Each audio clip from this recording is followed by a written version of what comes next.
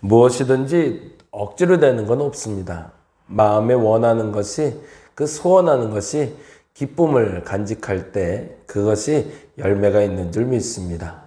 억지로 하는 것으로 말미암아 불편함이 나에게는 열매가 없음을 알아 하나님 앞에 자원하는 마음으로 기도하고 간구하고 주 앞에서 섬김이 있게 하여 주시옵소서. 주님이 그렇게 나를 만들어 가시는 줄 믿습니다. 그런 교회, 그런 성도 되게 하여 주옵소서. 하나님께 예물을 드릴 때도 억지로 하지 아니하고 자원하는 마음으로 주께 드리게 하여 주시고, 주를 섬기는 일에서도 억지로 하지 아니하고 자원하는 마음으로 주를 섬기게 하여 주시옵소서. 하나님이 그렇게 나를 만들어 가실 줄 믿습니다. 그 사람을 통해 주께서 역사하실 줄 믿습니다. 그렇게 살아가게 하여 주시옵소서. 오늘 또 물놀이가 있습니다. 소강 상태에 있어서 다행히 물놀이의 안전은 하나님이 지키실 줄 믿지만, 그럼에도 불구하고 하나님 안전하고 행복한 시간 되게 하여 주옵시며, 또한 우리가 안에 있는 모든 여정 가운데 특별히 하나님의 이름으로 행하는 모든 일들에 선하고 귀한 열매만 있게 하여 주시옵소서. 감사합니다. 고마우신 예수님 이름으로 기도드렸습니다. 아멘, 아멘. 오늘은 요한복음 1장 말씀 계속 보고 있는데요. 1장 29절에서 42절인데 35절에서 42절까지만 보도록 하겠습니다. 29절에서 42절까지 본문 중에 35절부터만 볼까요? 35절부터 우리 같이 한 목소리로 천천히 읽도록 하겠습니다. 또 이튿날 요한이 자기 제자 중 두 사람과 함께 섰다가 예수께서 거니심을 보고 말하되 보라 하나님의 어린 양이로다.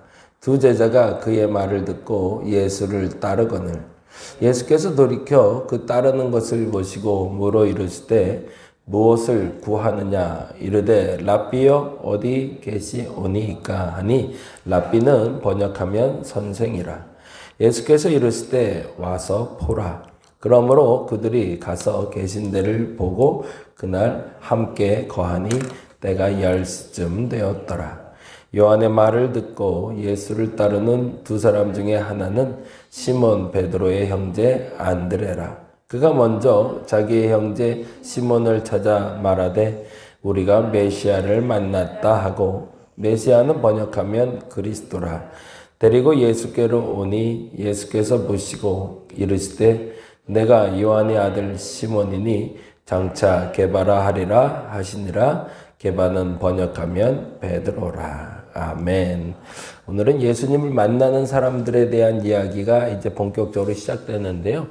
요한복음은 예수님과 만난 사람들에 대한 이야기로 정의하셔도 돼요. 그래서 예수님이 어떤 분인지 그것을 1장에서 정의하고 있다면 그 1장 하반부부터 예수님을 만난 사람들이 어떤 사람들인지, 어떻게 만났는지, 그리고 그 만남을 통해서 무엇이 이루어지고 있는지를 보시면, 아, 내가 예수를 만났다? 그러면 어떤 일이 벌어져야 된다? 어떻게 만났다에 대해서 한번 정의해 볼 수 있을 것 같습니다. 먼저 요한은 예수님에 대해서 다음과 같이 정의를 내리고 있어요. 그래서 요한이 말하고 있는 예수님은 어떤 분인지 먼저 정리하고 갈게요. 29절 말씀인데요. 같이 한번 읽어보죠.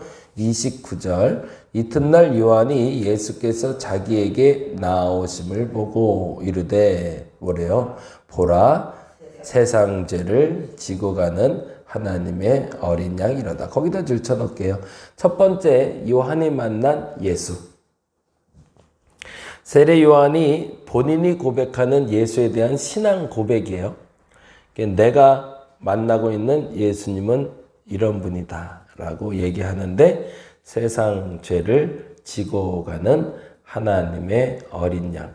정말 그것을 표면적으로 보았을까? 보지 않았을까? 그런 건 잘 모르겠어요. 근데 기록 그대로 보자면 느낌이 온 거죠. 예수님을 딱 봤을 때 사람마다 그렇잖아요. 딱 보면 와, 눈빛이 강렬해서 저 사람 뭔가 좀 할 만한 사람이네. 어떤 사람 보면 뭔가가 이렇게 항상 힘들어 있고 처져 있고 어려워 있고 이런 사람이 있잖아요. 근데 어떤 사람 보면 자기 일 때문에 어려운 게 아니라 다른 일 때문에 염려하는 분들이 있어요. 그게 무슨 말이냐면 그 안에 근심은 없어요. 근데 다른 사람에 대한 근심과 걱정으로 가득 차 있는 사람. 그런 사람들을 보면 정치인이나 경제인이나 혹은 종교인들 중에 그런 이들을 만나게 되죠. 자기의 문제 때문에 근심하며 사는 사람이 아니라 타인의 문제나 혹은 세상의 염려와 걱정에 대해서 해결할 과제를 가지고 산 사람들, 그런 사람들을 만나게 될 때가 왕왕 있습니다. 그릇이 큰 사람들이죠. 그러니까 자기의 문제로 근심하지 아니하고 세상의 문제로 근심하되 그 문제의 해결점을 찾는 사람, 이렇게 읽어내시면 훨씬 더 편하실 것 같아요. 세상 죄를 지고 가는 하나님의 어린 양이라는 표현은 자신의 문제로 말미암아 근심하고 염려하는 사람이 아니라 자신의 문제를 넘어 세상의 문제를 놓고 염려하고 근심하되 그로 말미암아 문제의 해결점을 찾는 사람.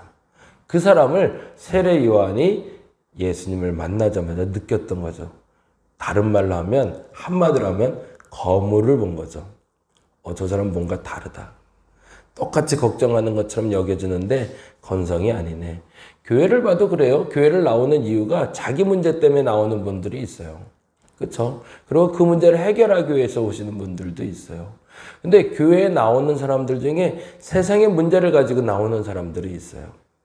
옛날엔 그랬거든요.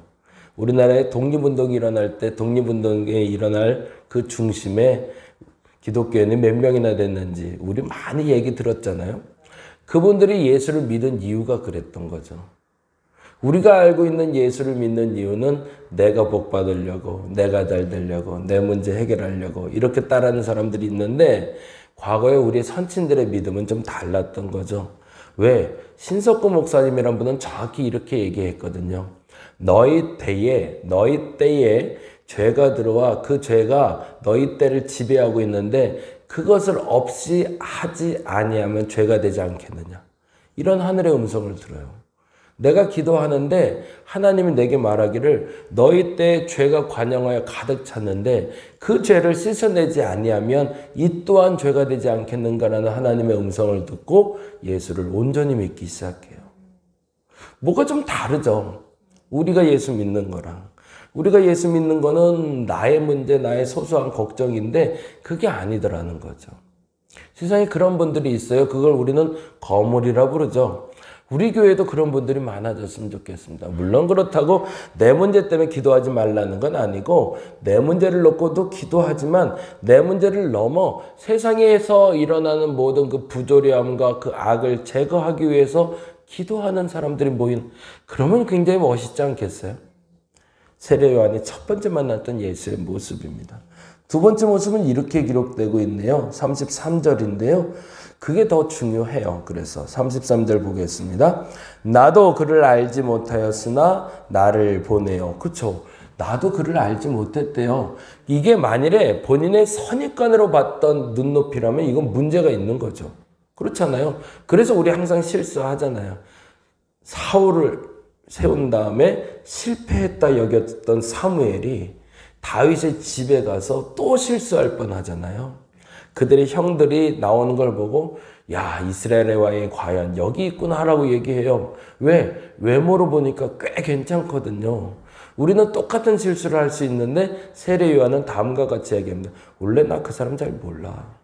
근데 뭘 보고 아냐는 거죠. 그 얘기가 이렇게 나오네요. 33절에 읽어봅니다.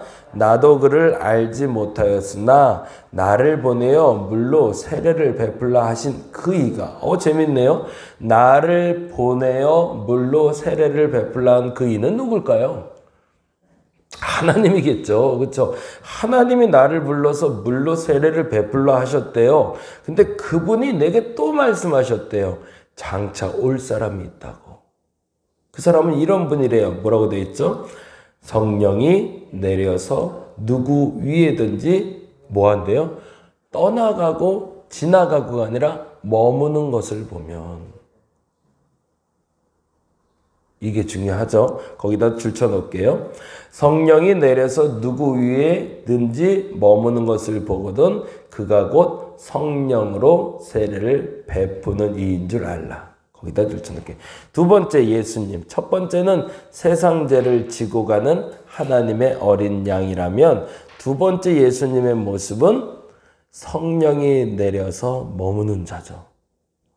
그가 근심하고 있는데 걱정하고 있는데 그냥 우국충정의 마음으로 나라를 염려하고 걱정하는 게 아니더라는 거죠. 다른 사람의 문제를 염려하는데 그냥 그런 게 아니라 그 안에 뭐가 있어서? 성령의 애통하심이 있어서, 성령의 근심하심이 있어서, 성령의 기쁨이 있어서 그 성령의 기쁨과 애통함과 그 아픔에 지배받는 사람이 있음을 알게 됐을 때 그 사람이 메시아인 줄 알라라고 본인의 하나님이 얘기해 주셨다는 거예요.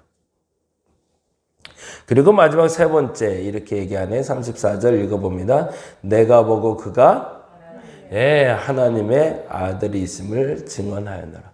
그러면 그 사람이 누구다? 하나님의 아들이라는 걸 알라는 거죠. 어떤 사람?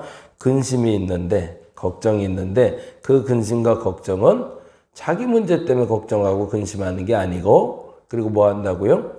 그 안에, 그 중심에 성령의 애통하심을 가진 사람, 그 사람을 만나면 그 사람이 누군지를 알아라? 하나님의 아들 예수인 줄 알아라. 이 말을 계속 설명하는 이유가 있어요. 왜 그랬을까요? 너무 중요한 건데요. 세례 요한의 제자들도 떠날 걸 이제 알았거든요. 목사가 욕심이 없어야 된다고 그러잖아요. 돈에 대한 욕심도 없어야 되지만 목사가 진짜 갖지 말아야 될 욕심이 뭔지를 제가 알아요. 그게 뭐냐면 사람에 대한 욕심이에요. 너무 좋은 사람이 있어요. 나하고 평생 같이 했으면 좋을 사람. 근데 그 사람이 간다고 하면 보내줘야 돼요. 그게 제일 아까워요. 갔으면 하는 사람은 안 가고 안 갔으면 하는 사람이 붙어 있으면 그것도 이상한 건데, 어느 시점에 내가 미워서가 아니라 이제 드디어 당신의 사명을 감당하기 위해 가고자 하는 사람은 박수를 치고 보내줘야 마땅한 거죠. 여기서 이 사람을 내가 어떻게 키웠는데, 이 사람하고 내가 무슨 일을 얼마나 많이 했었는데 왜 가려고 그래? 라고 하면 안 된다는 거죠. 그 일을 막지만 않으면 한국교회가 건강해질 겁니다. 근데 어느 날부턴가 목사님들한테 물질의 욕심이 없는 분들도 사람 욕심이 있어요. 그래서 세습을 해요. 내가 어떻게 이 사람들을 놓고 은퇴를 해? 이 사람들과 같이 있어야지. 평생. 그래서 못 놔요. 그리고 그 사람들을 붙잡으려고 아들 세우기도 하고요. 장로님이나 권사님들 중에 신앙이 신실해서 이제는 선교사로 나가시거나 혹은 목회를 하기를 원하는 분들이 있을 때 그분들을 박수 쳐주고 흔쾌히 내보내 드려야 되거든요. 못해요. 부목사님이 한 분 있는데 부목사님이 너무 잘해요. 그러면 정말로 정성껏 그분이 교회를 만들어갈 수 있도록 도와줘야 되는데 안 돼요. 왜? 그거 보내는 게 세상 어렵거든요. 세례 요한이 알고 있는 게 있어요. 앞으로 너희가, 세례 요한의 제자들에게 얘기하는 건 너희가 사람을 만날 텐데 그 사람이 하나님의 아들이야. 근데 그 표가 나오는데 첫째는 근심하실 분이야. 만나면 걱정이 있는 분을 만날 거야.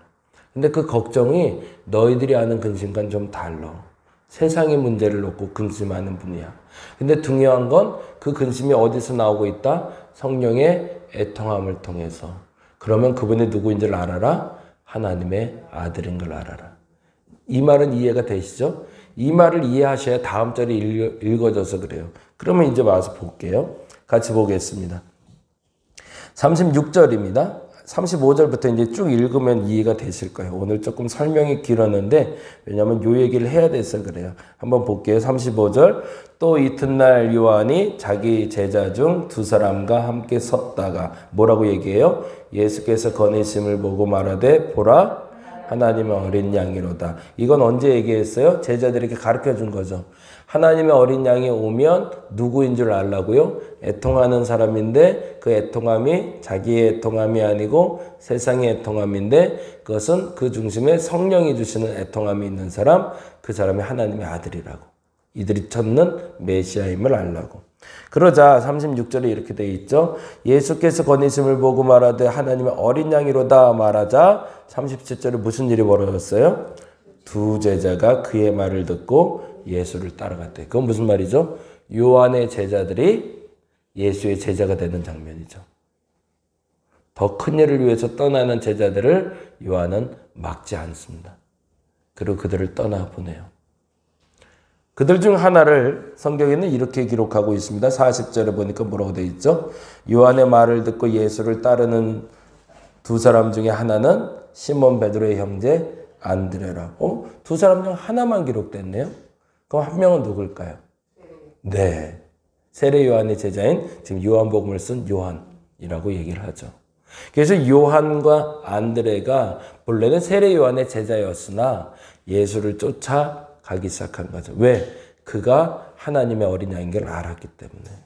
근데 어떻게 알았냐가 중요하죠. 어떻게 알았냐가. 그 얘기가 이렇게 되어 있습니다. 같이 한번 볼게요. 38절 보겠습니다. 38절. 예수께서 돌이켜 그 따르는 것을 보시고 물어 이르실 때 무엇을 구하느냐라고 얘기해요. 그러자 뭐라고 돼 있죠? 이르되 라비오. 아직은 잘 모르겠어요. 이분이 누군지. 그냥 선생님 하고 부르는 거예요. 그리고 어디 계십니까? 라고 얘기해요. 그러자 예수님 뭐라고 그러죠? 예수께서 이르실 때 와서 보라. 그러므로 그들이 가서 계신 데를 보고 뭐였대요? 그날 함께 거하네. 거기다 줄쳐놓을게요. 이제 설명을 해야 돼요. 무슨 일이 벌어진 거예요? 예수께서 하나님의 어린 양이라는 걸 알고 두 제자가 와서 검증하러 간 거죠. 예수가 진짜 맞는지. 그러고 나서 하루를 보내본 거예요. 그분과. 그분이 거하시는 곳이 어딘지는 중요하지 않아요. 그분이 거하시는 곳에서 그분을 만났는데 그리고 나서 40절. 그 다음에 함께 거하니 10시쯤 되었더라. 그 다음에 40절 한번 다시 볼게요. 40절. 요한의 말을 듣고 예수를 따르는 두 사람 중에 하나는 시몬 베드로의 형제 안드레라. 그 안드레가 무슨 일을 하는지 보세요. 41절에 그가 먼저 자기의 형제 시몬을 찾아 말하되 우리가 메시아를 만났다고 고백해요. 왜? 어떤 것이 기준이 됐기 때문일까요? 세례 요한이 말했던 예수에 대해서 검증받은 거죠. 만나서 대화를 해보니 이분에게 뭐가 있어요? 근심이 있어요. 걱정이 있는 걸 알았어요. 그래서 무엇을 걱정하십니까? 선생님. 그러고 물어봤더니 무슨 얘기를 하는 거죠? 내 얘기, 내 걱정이 아니라 세상 걱정이 있는 거죠. 근데 그 세상 걱정의 중심에 누구다? 성령이심을 이들이 보고 알게 된 거죠. 그리고 드디어 믿음으로 고백합니다. 하나님의 아들을 내가 만났다. 메시아를 만났다라고. 하나님에 대해서 알게 되었을 때 그것에 대해서 결단하는 것도 너무 중요하지만 더 중요한 건 하나님은 어떤 분이신가? 예수님은 어떤 분이신가? 이것을 분명히 아는 것이 제일 중요합니다. 더 정확히 말하면 내가 예수를 쫓는 이유가 무엇인가? 단지 내 문제 해결을 위해서? 아니요. 예수께서 하셨던 것처럼 성령의 애통하심을 알아 세상을 변화시키는 사람이 되기 위해서. 그래서 주께서 우리를 부르셨음을 믿고 여러분이 기도하는 기도의 거물이 되어주시기를 바랍니다. 근데 더 중요한 게 있어요. 보낼 땐 보내줄 수 있는 사람이 돼야 됩니다. 세례 요한같이 멋있는 삶을 살았으면 좋겠습니다. 품어야 될 때는 품고 보내야 될 때는 멋지게 떠나보낼 수 있는. 왜 걱정이 될까요? 내 마음속에. 걱정해야 될 걸 걱정할 땐 문제가 안 돼요. 걱정하지 말아야 될 걸 걱정하니까 문제가 되는 거죠. 세례 요한이 떠나보내는 게 걱정이었으면 이 사람은 문제가 발생해요. 근데 떠나보내는 게 문제가 되질 않았어요. 그러니까 걱정이 그를 괴롭히지 않았던 거죠.